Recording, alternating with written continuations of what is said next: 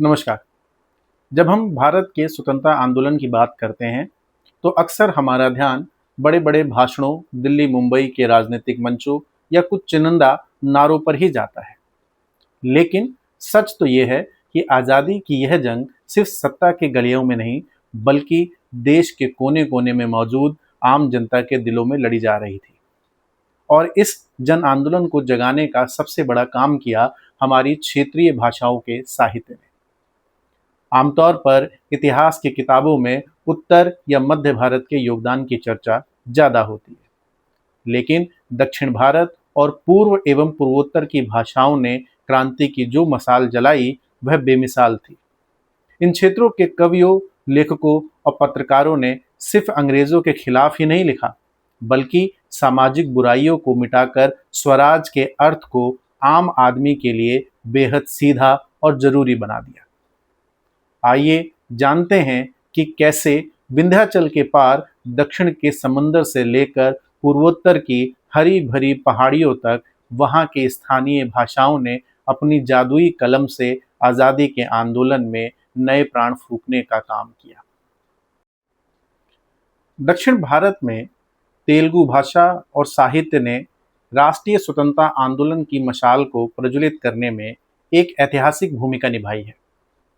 20वीं सदी की शुरुआत में जब देश में राष्ट्रवाद की लहर उठ रही थी, तब तेलुगु लेखकों और कवियों ने अपनी कलम को उपनिवेशिक सत्ता के विरुद्ध एक हथियार के रूप में इस्तेमाल किया।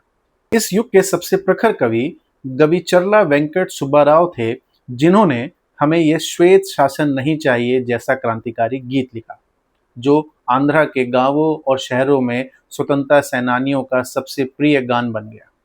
इस गीत ने सीधे तौर पर ब्रिटिश कर प्रणाली और दमनकारी नीतियों पर प्रहार किया। साहित्यिक धरातल पर राय प्रोलु सुब्बाराव ने आधुनिक तेलुगु कविता में देशभक्ति की एक नई धारा का संचार किया। उनकी प्रसिद्ध पंक्तियां, चाहे तुम जिस देश में जाओ, जहां भी पैर रखो, अपनी मातृभूमि भारत का गुणगान करो, ये तमिल भाषियों के भीतर राष्ट्रीय स्वाभिमान और एकता का भाव भरने के लिए थी। इसके साथ ही चिल्कमर्ति लक्ष्मी नरसिम्हा ने अपनी ओजस्वी वाणी और लेखनी से सामाजिक सुधार और राजनीतिक स्वतंत्रता को एक साथ जोड़ने का कार्य किया। उन्होंने प्रसिद्ध रूप से कहा कि भारत माता एक दुधारू गाय है और गोरे बछड़े बनकर उनका सारा दूध पी रहे हैं, जिसने आम जनता को आर्थिक शोषण की वास्तविकता समझाई। अल्लूरी सीताराम राजू के नेतृत्व में हुए रंपा विद्रोह ने भी तेलुगु लोक साहित्य को बहुत प्रभावित किया। उनके शौर्य पर लिखे गए गीतों और गाथाओं ने जनजातीय और ग्रामीण क्षेत्रों में विद्रोह की आग को जलाए रखा। इसी कालखंड में गरिमेला सत्यनारायण जैसे कवियों ने जेल की यातनाएं सहते हुए भी अपनी रचनाओं से लोगों को सत्याग्रह के लिए प्रेरित किया। कृष्णा पत्रिका और आंध्रा पत्रिका जैसे समाचार पत्रों ने तेलुगु भाषा और ब्रिटिश विरोधी लेख प्रकाशित कर जनमत तैयार करने में महत्वपूर्ण भूमिका निभाई। श्रीरंगम श्रीनिवास राव जैसे प्रगतिशील कवियों ने अपनी रचना महाप्रस्थानम के माध्यम से स्वतंत्रता के अर्थ को सामाजिक और आर्थिक समानता से जोड़कर व्यापक बनाया। अंततः तेलुगु भाषा ने अपनी समृद्ध काव्य परंपरा और प्रभावशाली नारों के माध्यम से न केवल आंध्र क्षेत्र को, बल्कि पूरे भारत के स्वाधीनता संघर्ष को एक अद्वितीय ऊर्जा प्रदान की। तेलुगु की तरह कन्नड़ भाषा और साहित्य ने भी कर्नाटक के क्षेत्र में राष्ट्रीय स्वतंत्रता आंदोलन को एक बौद्धिक और भावनात्मक आधार प्रदान करने में अत्यंत निर्णायक भूमिका निभाई थी। इस कालखंड में कन्नड़ लेखकों ने अपनी लेखनी के माध्यम से औपनिवेशिक शासन के विरुद्ध न केवल राजनीतिक विरोध दर्ज किया, बल्कि सांस्कृतिक गौरव को भी पुनर्जीवित किया। आधुनिक कन्नड़ कविता के पुरोधा केवी पुटप्पा ने अपनी रचनाओं के माध्यम से स्वतंत्रता के तड़प को स्वर दिया। उनकी कविताओं ने देश के युवाओं में राष्ट्रीय एकता और आत्मसम्मान की भावना को जगाया। इसी प्रकार बी.एम. श्रीकंतैया ने अपनी प्रगतिशील सोच और अनुवादों के माध्यम से कन्नड़ साहित्य को आधुनिक बनाया, जिससे वैश्विक स्तर पर चल रहे स्वतंत्रता और लोकतंत्र के विचारों का कर्नाटक के जनमानस में प्रसार हुआ। स्वतंत्रता आंदोलन के दौरान हुइल गोल नारायण राव द्वारा लिखित गीत हमारे सुंदर कन्नड़ देश का उदय हो न केवल भाषाई एकता का आह्वान किया बल्कि इसे राष्ट्रीय मुक्ति के व्यापक लक्ष्य से भी जोड़ा। उत्तर कर्नाटक और मैसूर रियासत के क्षेत्र में होने वाली जनसभाओं में कन्नड़ लोकगीतों और लावनियों का व्यापक उपयोग किया गया, जिन्होंने अनपढ़ और ग्रामीण जनता तक स्वराज का संदेश पहुंचाया।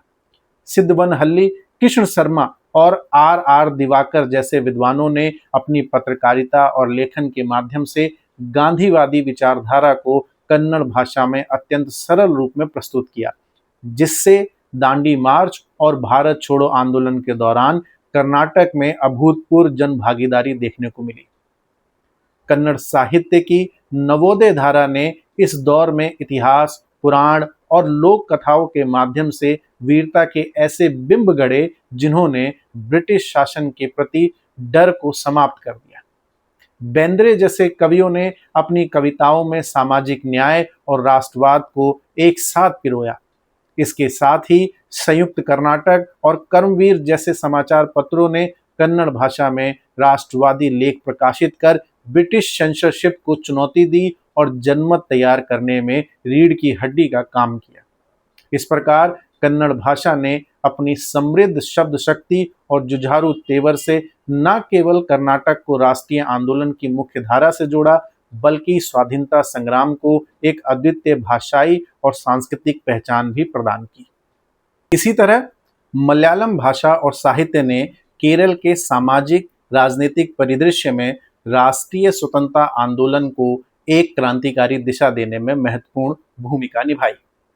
20वीं सदी के आरंभ में मलयालम लेखकों ने अपनी लेखनी को केवल कला का माध्यम न मानकर उसे सामाजिक कुरीतियों और औपनिवेशिक दास्ता के विरुद्ध एक हथियार के रूप में उपयोग किया। इस कालखंड के सबसे प्रखर कवि वलतोल नारायण मेनन थे, जिन्हें महाकवि के रूप में जाना जाता है। उनकी रचनाओं ने गांधीवादी आदर्शों को केरल के घर घर तक पहुंचाया। उनके प्रसिद्ध काव्य संग्रह साहित्य मंजरी और विशेष रूप से उनकी कविताओं ने भारतीयों के भीतर राष्ट्रभक्ति और आत्मसम्मान की भावना को कूट कूट कर भर दिया। स्वतंत्रता संग्राम के दौरान कुमारन आशन और उय्यर एस परमेश्वर अय्यर जैसे कवियों ने भी अपनी लेखनी से जनमानस को प्रभावित किया। कुमारन आशान ने जहां जातिगत भेदभाव और सामाजिक असमानता के विरुद्ध आवाज उठाई, वहीं उनकी रचनाओं ने यह स्पष्ट किया कि वास्तविक स्वतंत्रता केवल राजनीतिक नहीं बल्कि सामाजिक और मानसिक भी होनी चाहिए। इसी तरह सुब्रमण्यम भारती की तरह केरल में भी देशभक्ति के गीतों का सृजन हुआ, जो प्रभात फेरियों और सार्वजनिक सभाओं में गाए जाते थे। इन गीतों ने आम नागरिकों, विशेषकर किसानों और श्रमिकों को राष्ट्रीय आंदोलन की मुख्य धारा से जोड़ने का कार्य किया। मलयालम पत्रकारिता ने भी इस संघर्ष में रीढ़ की हड्डी की तरह काम किया। स्वदेश स्वाभिमानी रामकृष्ण पिल्लई जैसे निर्भीक संपादकों के ब्रिटिश हुकूमत और स्थानीय राजशाही के अत्याचारों के विरुद्ध डटकर लिखता रहा, जिसके लिए उन्हें निर्वासन तक झेलना पड़ा। उनके बाद मातृभूमि और अल अमीन जैसे समाचार पत्रों ने मलयालम भाषा में राष्ट्रवादी विचारों का निरंतर प्रसार किया। वेकोम सत्याग्रह और गुरुवायूर सत्याग्रह जैसे आंदोलन के दौरान मलयालम साहित्य और नारों ने अहिंसक प्रतिरोध की शक्ति को प्रदर्शित किया।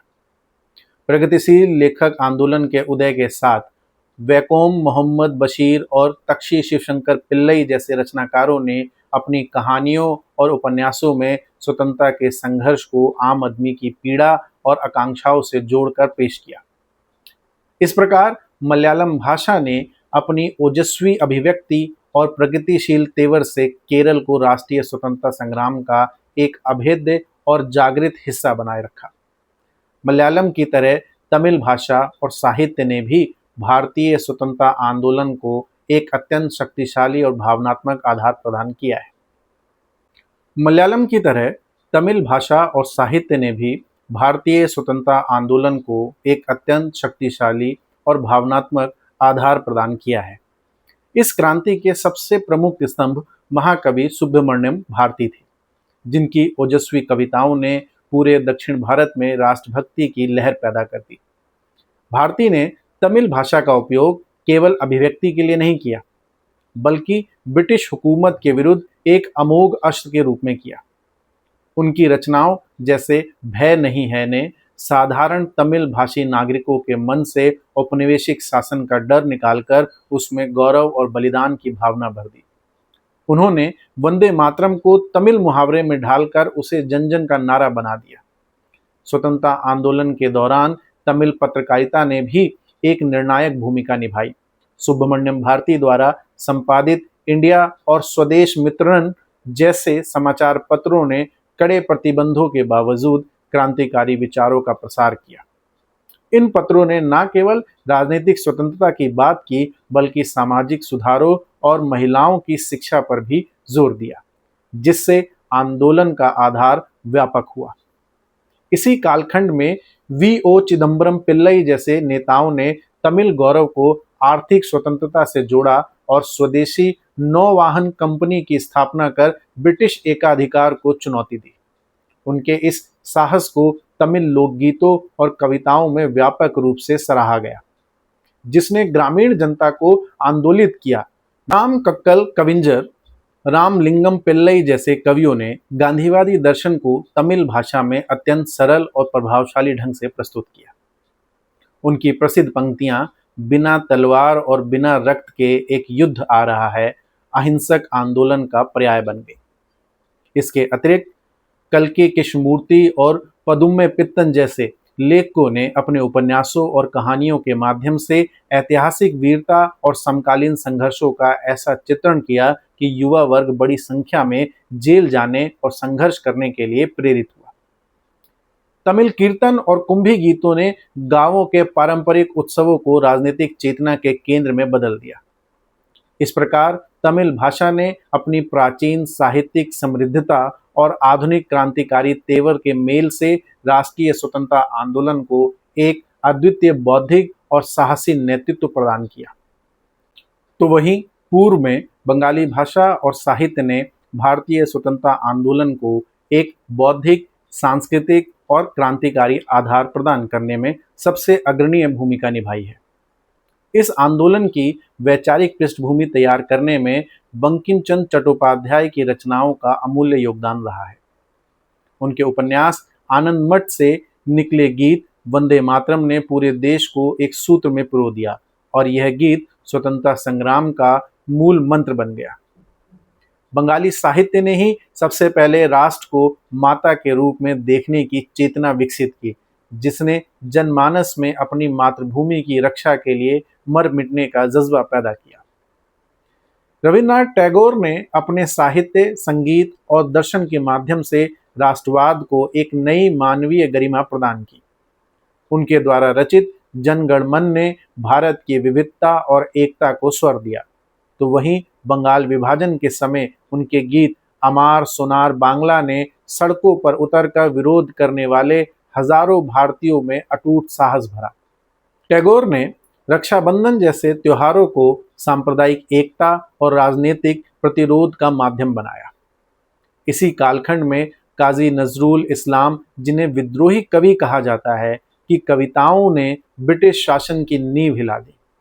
उनकी रचनाओं ने युवाओं को बेड़ियों को तोड़ फेंकने और इनकलाब के रास्ते पर चलने के लिए ललकारा।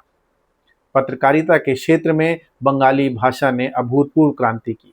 युगांतर और अनुशीलन जैसी पत्रिकाओं ने न केवल राजनीतिक चेतना जगाई, बल्कि गुप्त क्रांतिकारी आंदोलन के लिए वैचारिक खाद का काम किया। श्री अरबिंदो घोष जैसे विचारकों ने अपने बंगाली और अंग्रेजी लेखन के माध्यम से पूर्ण स्वराज की अवधारणा को पुख्ता किया। शरद चंद्र चट्टोपाध्याय के उपन्यासों ने सामाजिक विसंगतियों पर चोट करते हुए साधारण मनुष्य को राष्ट्र के व्यापक सरोकारों से जोड़ा। बंगाली लोकगीतों, विशेषकर बाउल और जात्रा नाटकों ने गांवों के किसानों और मजदूरों तक आज़ादी का संदेश पहुंचाया। इस तरह बंगाली भाषा ने अपनी समृद्ध साहित्यिक परंपरा, क्रांतिकारी पत्रकारिता और ओजस्वी गीतों के माध्यम से न केवल बंगाल को बल्कि पूरे भारत को स्वतंत्रता संग्राम के लिए एक प्रखर चेतना और जुझारू नेतृत्व प्रदान किया। इसी तरह उड़िया भाषा और साहित्य ने उड़ीसा में राष्ट्रीय स्वतंत्रता आंदोलन को एक सुदृढ़ बौद्धिक और सांस्कृतिक धरातल प्रदान करने में अमूल्य योगदान दिया है। इस जागरण की शुरुआत उत्कल सम्मिलनी और फकीर मोहन सेनापति जैसे दूरदर्शी साहित्यकारों के प्रयासों से हुई, जिन्होंने उड़िया भाषा की रक्षा को राष्ट्रीय अस्मिता से जोड़कर देखा। सेनापति के उपन्यासों, विशेषकर छमाड़ आठ गुंठ, ने ग्रामीण उड़ीसा के शोषण को, उपनिवेशिक तंत्र की विसंगतियों को इतनी प्रमुखता से उजागर किया कि आम जनता के भीतर व्यवस्था के प्रति प्रश्न पूछने का साहस पैदा हुआ। उनके बाद राधानाथ राय और मधुसूदन राव जैसे कवियों ने अपनी रचनाओं में प्रकृति प्रेम और राष्ट्रभक्ति का ऐसा संगम प्रस्तुत किया, जिसने उड़िया भाषी लोगों को अपनी ऐतिहासिक विरासत पर गर्व करना सिखाया। स्वतंत्रता संग्राम के दौरान सत्यवादी युग के लेखकों ने इस आंदोलन को एक नई दिशा दी। पंडित गोपबंधु दास, जिन्हें उत्कल मणि कहा जाता है, की ओजस्वी लेखनी ने स्वतंत्रता की अलख जगाई। उनकी कविता कारा कविता और उनका प्रसिद्ध कथन कि मेरा शरीर इस देश की मिट्टी में मिल जाए और मेरे देशवासी मेरे शरीर पर चलकर स्वराज प्राप्त करें, स्वतंत्रता सेनानियों के लिए महामंत्र बन गया। उन्होंने सत्यवादी और समाज जैसे समाचार पत्रों के माध्यम से गांधीवादी दर्शन को सरल उड़िया भाषा में जन जन तक पहुंचाया। उनके साथ नीलकंठ दास और गोदावरी मिश्र जैसे रचनाकारों ने ऐतिहासिक नाटकों और कविताओं के जरिए लोगों को विदेशी शासन के विरुद्ध एकजुट होने के लिए प्रेरित किया। 1942 के भारत छोड़ो आंदोलन के दौरान उड़िया साहित्य और लोक विधाओं ने ग्रामीण क्षेत्रों में चेतना फैलाने में महत्वपूर्ण भूमिका निभाई। कविवर राधा मोहन गुणनायक और बाछानिधि मोहंती के गीतों ने स्वतंत्रता के संघर्ष को एक नया ओज प्रदान किया। इन कवियों ने ब्रिटिश दमन के विरुद्ध उड़िया लोगों की पारंपरिक शौर्य को जागृत किया। साथ ही हरे कृष्ण मेहताब जैसे नेताओं ने अपनी साहित्यिक और पत्रकारिता की गतिविधियों से राजनीतिक चेतना को धार दी।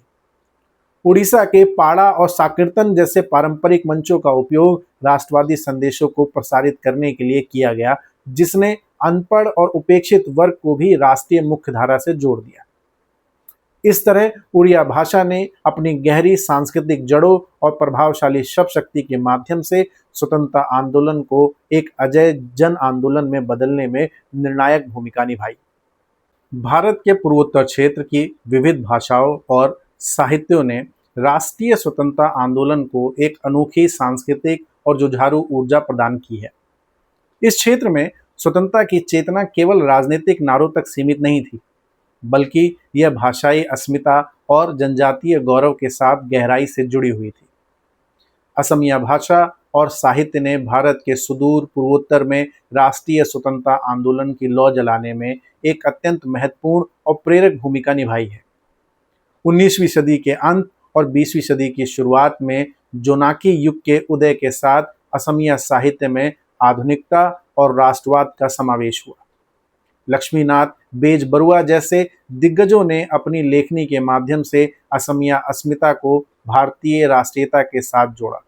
उनके द्वारा रचित गीत ओ मेरे अपने देश ने आसाम के लोगों में मातृभूमि के प्रति अगाध प्रेम और गौरव का भाव भर दिया, जो आगे चलकर आसाम का राज्य गान बना। बेजबरुआ और उनके समकालीन साहित्यकारों ने साहित्य के माध्यम से लोगों को ब्रिटिश आर्थिक शोषण और सांस्कृतिक दासता के प्रति सचेत किया। स्वतंत्रता संघर्ष के दौरान असमिया कवियों और लेखकों ने गांधीवादी विचारधारा को जन जन तक पहुंचाने के लिए अपनी भाषा का प्रभावशाली उपयोग किया। अंबिका गिरी राय चौधरी, जिन्हें आसाम केसरी कहा जाता है, की ओजस्वी कविताओं ने युवाओं में विद्रोह और बलिदान का जज्बा पैदा किया। उनकी रचनाएं जेल की दीवारों के पीछे से भी लोगों को आंदोलित करती रहीं।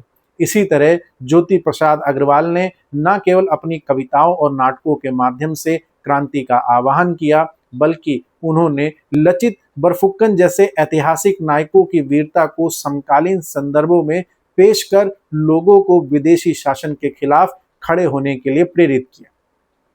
उनके द्वारा रचित अग्निगोला जैसे गीत स्वतंत्रता सेनानियों के लिए प्रेरणा के स्रोत बने। असमिया पत्रकारिता, विशेष रूप से असमिया और दैनिक असमिया जैसे समाचार पत्रों ने ब्रिटिश विरोधी जनमत तैयार करने में रीढ़ की हड्डी का काम किया। इन पत्रों ने कनकलता बरुआ और कुशल कोंवर जैसे शहीदों के बलिदान की गाथा को घर घर पहुंचाया, जिससे 1942 के भारत छोड़ो आंदोलन के दौरान आसाम में अभूतपूर्व जन उबाल देखने को मिला। महिला रचनाकारों और लोक गायकों ने भी बिहू गीतों और पारंपरिक धुनों को राजनीतिक संदेशों में ढालकर ग्रामीण क्षेत्रों में चेतना जगाई।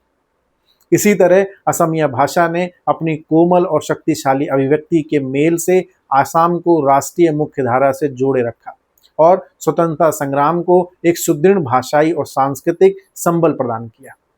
कुछ इसी तरह मणिपुर साहित्य में स्वतंत्रता की गूंज स्पष्ट रूप से सुनाई देती है। इंगोम चंद्रमणि सिंह जैसे लेखकों ने ऐतिहासिक वीरता को आधुनिक राष्ट्रवाद के सांचे में ढाला। यहाँ के कवियों ने डोगरा शासन और ब्रिटिश हस्तक्षेप के विरुद्ध अपनी कविताओं को ढाल बनाया। मणिपुर के पारंपरिक खुबांग, इशेई और लोक गाथाओं ने जनजातीय क्षेत्रों में देशभक्ति के संदेश को प्रसारित किया। इसी तरह खासी, गारो और मिजो जैसी भाषाओं के मौखिक और लिखित साहित्य में भी विदेशी हस्तक्षेप के प्रति प्रतिरोध के स्वर मिलते हैं। मेघालय में यूं तिरोत सिंह और यूं कियांग नांग बाह जैसे नायकों की वीरता पर आधारित लोकगीतों ने ब्रिटिश सत्ता के विरुद्ध लड़ने की शक्ति प्रदान की। नागालैंड और अरुणाचल प्रदेश के विभिन्न बोलियों में प्रचलित लोकगाथाओं और युद्ध गीतों ने भी परोक्ष रूप से राष्ट्रीय आंदोलन को संबल दिया। इन भाषाओं में रचित गीतों ने जनजातीय समुदाय को उनकी भूमि और स्वतंत्रता की रक्षा के लिए एकजुट किया। स्वतंत्रता संग्राम के दौरान पूर्वोत्तर की इन भाषाओं ने न केवल गांधीवादी असहयोग और सत्याग्रह के संदेशों का अनुवाद किया, बल्कि उन्हें स्थानीय मुहावरों प्रतीकों में ढालकर जन जन का हिस्सा बना दिया। असमिया जैसे समाचार पत्रों और क्षेत्रीय पर्चों ने ब्रिटिश दमन की कहानियों को स्थानीय भाषाओं में प्रकाशित कर जनमत तैयार करने में महत्वपूर्ण भूमिका निभाई। अंततः पूर्वोत्तर की इन समृद्ध भाषाओं ने अपनी विशिष्ट काव्य शैलियों और लोक परंपराओं के माध्यम से राष्ट्रीय आंदोलन को एक व्यापक और समावेशी भारतीय स्वरूप प्रदान किया। आखिर में यही कहा जा सकता है कि भारत की आज़ादी का यह संग्राम सिर्फ दिल्ली, मुंबई या उत्तर भारत के मैदानों तक सीमित नहीं था। अगर दक्षिण के समुद्र तटों से लेकर पूर्व के धान के खेतों और पूर्वोत्तर की खूबसूरत पहाड़ियों तक क्रांति की आग पहुंची, तो उसकी सबसे बड़ी वजह वहां की स्थानीय भाषाएं और उनका साहित्य था। पूर्वी भारत ने पूरे देश को वंदे मातरम जैसा महामंत्र दिया। दक्षिण भारत के लेखकों ने आज़ादी की लड़ाई को सामाजिक बराबरी से जोड़कर आम आदमी की लड़ाई बना दिया और पूर्वोत्तर भारत ने पहाड़ी लोकगीतों के जरिए जनजातीय समाज में भी स्वराज का बिगुल फूंक दिया। भले ही इन लेखकों और कवियों की भाषाएं और अंदाज अलग अलग थे, लेकिन इन सब का मकसद एक ही था, गुलामी की जंजीरों को तोड़ना। इन क्षेत्रीय भाषाओं के आपसी मेल और जुझारू तेवर ने ही भारत की अलग अलग संस्कृतियों को एक मजबूत धागे में पिरोया, जिससे एक अखंड राष्ट्रीय चेतना का जन्म हुआ और आखिरकार हमें आज़ादी मिली। धन्यवाद।